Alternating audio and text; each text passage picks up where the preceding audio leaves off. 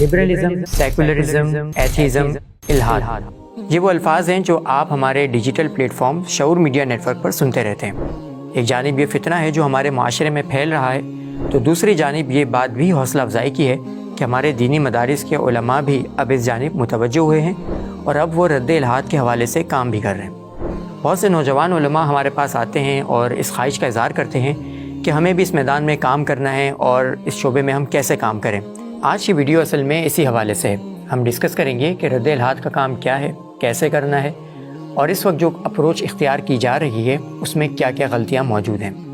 سب سے پہلے تو یہ یاد رکھ لیں کہ جس چیز کو آپ الحاد، دہریت، ایتھیزم یا کوئی بھی عنوان دے دیں، وہ اصل میں کوئی نظریہ نہیں ہے، یہ محض کوئی عقیدہ نہیں ہے جسے آپ رد کر دیں تو سب ٹھیک ہو جائے گا، ایسا نہیں ہے، بلکہ ایک پوری تہذیب کا نام ہے جو خدا سے بغاوت پر کھڑی ہوئی ہے۔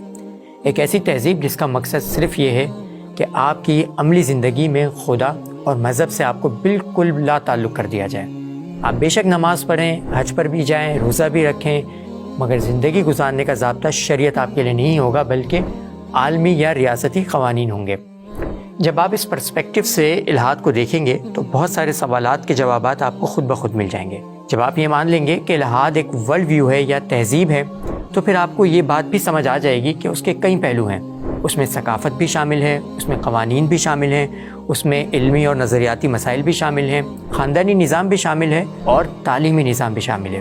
چنانچہ وہ تمام لوگ جو کسی نہ کسی سطح پر کسی نہ کسی میدان میں دین کا کام کر رہے ہیں، وہ بھی اصل میں رد الحاد کا ہی کام کر رہے ہیں۔ ایک ماں جو اپنے بچے کی پرورش دینی خطوط پر کر رہی ہے، علم حاصل کر کے اپنے بچوں کی تربیت کر رہی ہے، وہ بھی رد الحاد میں اپنا کردار ادا کر رہی ہے۔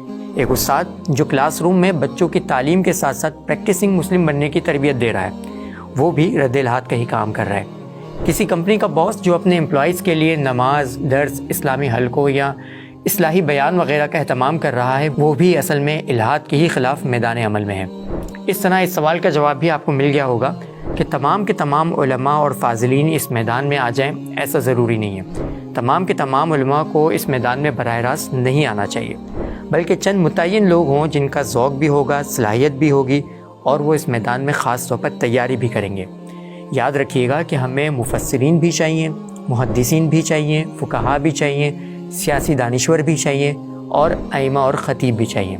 ہاں، اتنا ضرور ہے کہ ان افراد کی تیاری میں بھی ہم اس بات کا خیال رکھیں گے کہ جدید مسائل اور شبہات کے حوالے سے ان کو خاص طور پر کچھ نہ کچھ تربیت دی جائے۔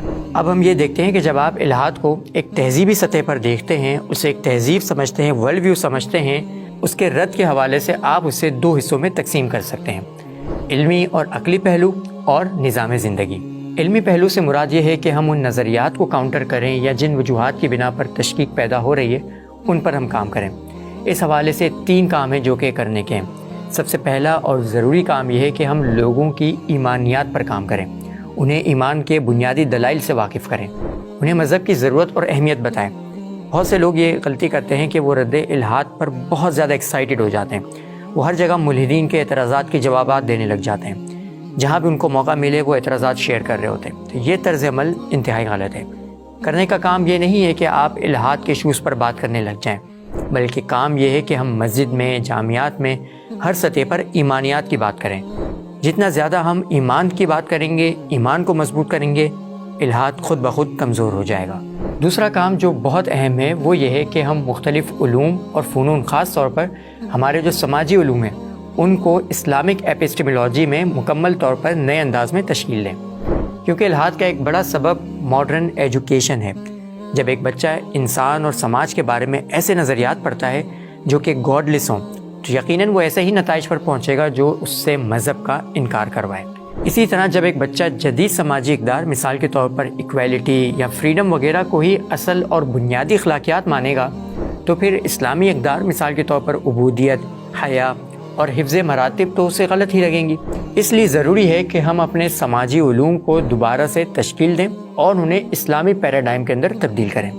یہاں پر یہ وضاحت بھی ضروری ہے کہ اس کام کا مطلب ہرگز یہ نہیں ہے کہ آپ سائنس سے قرآن کو ثابت کرنے لگ جائیں یا مختلف سماجی علوم کے نظریات کو قرآن کے اندر تلاش کریں۔ آپ نے قرآن کو نہیں بدلنا، بلکہ آپ کو ان علوم کو بدلنا ہے جن کی بنیاد گاڈ لیس نظریات پر رکھی گئی ہے۔ ہمیں امام رازی، امام غزالی، شاہ ولی اللہ، ابن خلدون اور دیگر علماء کے کام سے استفادہ کرنا ہوگا۔ تیسرا کام یہ ہے کہ ان اعتراضات کے جوابات تیار کیے جائیں اور علماء و فاضلین کو بھی اس حوالے سے تیار کیا جائے کہ کس طرح سے مستشرقین اور ملحدین نے جو نئے اعتراضات پیش کیے ہیں ان کے جوابات دیے جا سکتے ہیں۔ یہ ایک بڑی محدود تعداد ہوگی جس کا کام ہی جوابات دینا ہوگا، یعنی یہ ہر شخص یہ کام نہیں کرے گا اور نہ ہی ہر ایک شخص کو اس کے اندر کودنا چاہیے، بلکہ اعتراضات کے جواب دینے والے ماہرین جو موجود ہیں انہی کو یہ کام کرنا چاہیے، اور جو جوابات پہلے سے تیار ہیں انہی جوابات کو دوسروں تک پہنچانا چاہیے۔ باقی آخر میں اس کے علاوہ ایک اور چیز جو بہت اہم ہے وہ یہ ہے کہ مختلف شعبہ جات میں جو ماہرین تیار کیے جائیں وہ ان شعبوں میں بھی جدید شبہات اور فلسفوں کو جانتے ہوں، ان کو ذہن میں رکھتے ہوئے ہی وہ اپنے علمی کام کو آگے بڑھائیں۔ مثال کے طور پر اگر کوئی تفسیر لکھ رہا ہے تو وہ اپنے انداز میں کام کرے گا، علم الکلام کے ماہرین بھی اپنے انداز میں کام کریں گے، مگر انہیں جدید سائنس اور فلسفے کی بنیادی سمجھ بوجھ ہونی چاہیے تاکہ وہ بہتر طور پر کام کر سکیں۔ انہیں ٹائم، اسپیس، فزکس کی ڈائمنشنز، ان ساری چیزوں کا پتہ ہونا چاہیے۔ جب انہیں بنیادی چیزیں معلوم ہوگی تو وہ ایک نیا علم الکلام بہتر طور پر تشکیل دے سکیں گے۔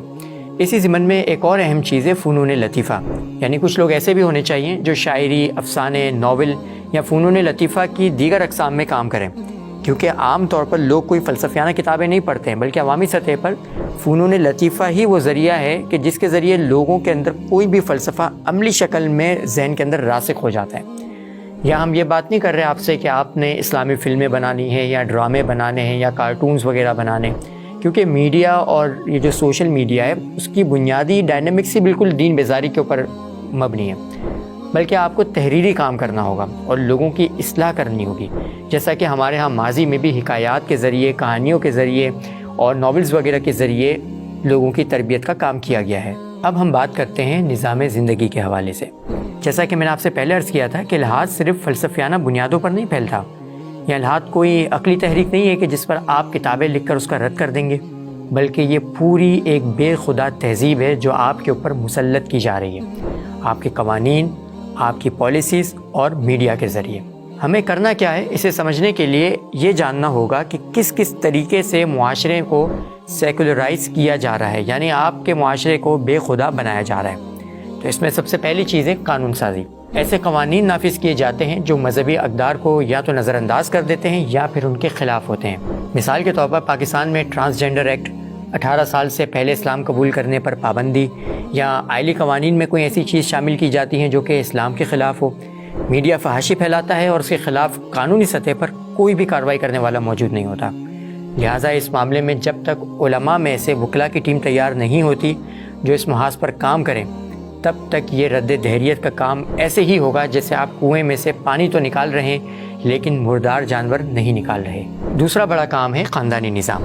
خاندانی نظام کی حفاظت بہت زیادہ ضروری ہے۔ پیرنٹنگ ایک بہت ہی اہم شعبہ ہے جس میں کام کرنے کی بہت زیادہ ضرورت ہے۔ یہ باقاعدہ ریسرچز موجود ہیں کہ جس خاندان میں والدین سیپریٹ ہوں یا پھر ورکنگ ہوں، یعنی اپنے بچوں کو ٹائم نہیں دے پا رہے ہوں کسی بھی وجہ سے، ان کے ایتھیسٹ ہونے کے چانسز زیادہ ہوتے ہیں۔ اس کی وجہ یہی ہے کہ ایسے بچوں میں ایک تو یہ کہ خود اعتمادی کم ہوتی ہے اور اس وجہ سے وہ فوراً کسی بھی بات سے متاثر ہو جاتے ہیں، اور دوسری وجہ یہ ہے کہ وہ والدین کے بجائے زیادہ وقت انٹرنیٹ پر گزارتے ہیں، جہاں ظاہر ہے کہ مادیت پرستی ہی ان کو زیادہ ملے گی۔ یہ بات بھی بہت اہم ہے کہ ہمیں اپنے گھروں میں دینی ماحول بھی بنانا ہوگا، اپنے وقت کی قربانی دے کر ان کی تربیت کرنی ہوگی۔ گھر میں روزانہ کوئی نہ کوئی دینی ایکٹیویٹی، تعلیم وغیرہ کرنی ہوگی۔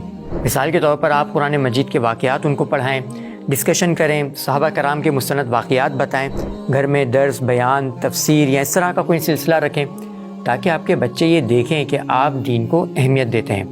اس کے لیے آپ سیو دا فیملی کیمپین کا بھی حصہ بن سکتے ہیں۔ تیسری چیز ہے روحانیت اور تزکیہ نفس۔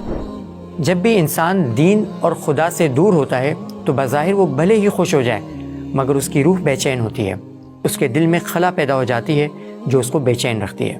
آج کے دور میں بھی لوگوں کی روح بے چین ہے اور وہ اس بے چینی کا حل دنیا کی عارضی چیزوں میں تلاش کر رہے ہیں۔ دولت، نشہ، کاؤنسلنگ، یوگا، دوائیاں، عیاشیاں اور دیگر طریقوں سے وہ سکون حاصل کرنا چاہتے ہیں، مگر ان کا اصل درد اور ان کے اندر جو خالش ہے وہ ختم نہیں ہوتی۔ اس لیے بہت ضروری ہے کہ ہم اسلام کا جو روحانی پہلو ہے وہ لوگوں کے سامنے اجاگر کریں، لوگوں کے دلوں کا، ان کے نفوس کا تزکیہ کریں، اپنے آپ سے، اللہ سے اور اللہ کی مخلوق سے لوگوں کے تعلق کو بہتر بنائیں۔ اس کے لیے ہمیں نفسیات اور روحانیت دونوں پر اچھا عبور بھی ہونا چاہیے اور ہمارے دل میں بھی اخلاص ہونا چاہیے۔ آخری اور چوتھا بڑا کام جو ہمیں معاشرتی سطح پر کرنا ہے وہ ہے بقائے ایمان کی تحریک۔ ہمیں گھر گھر جا کر لوگوں میں ایمان کی بات کرنی ہوگی، مختلف اداروں میں ان موضوعات پر پروگرامز کرنے ہوں گے۔ ہمیں لوگوں کو یہ احساس دلانا ہوگا کہ شیطان کے فتنے ان کے گھر کی دہلیز پر پہنچ چکے ہیں۔ ہمیں انہیں یہ بتانا ہوگا کہ فیمنزم، لبرلزم، سیکولرزم اور یہ طرح طرح کے ازمز ہمارے نہیں ہیں۔ ہمیں انہیں فتنوں سے آگاہ بھی کرنا ہوگا اور ان کے جوابات بھی سکھانے ہوں گے تاکہ لوگ اس بارے میں فکر مند ہوں کہ ان کی نسلوں کا ایمان خطرے میں ہے۔ میں امید کرتا ہوں کہ اس ویڈیو میں بتائی گئی باتوں سے آپ کو یہ بات اچھے طریقے سے سمجھ آ گئی ہوگی کہ الحاد یا دہریت کے خلاف ہمیں کن کن محاذوں پر کام کرنا ہے، کہاں پر ہمیں کام کرنا چاہیے اور ہم کر سکتے ہیں۔ میں آپ کو یقین دلاتا ہوں کہ اگر آپ ان میں سے کسی بھی کام میں ہمارا تعاون چاہتے ہیں تو ہم خود اور شعور میڈیا نیٹ ورک کا پلیٹ فارم انشاءاللہ اس کام میں آپ کے ساتھ موجود رہے گا۔ اپنا خیال رکھیے گا۔ اللہ حافظ۔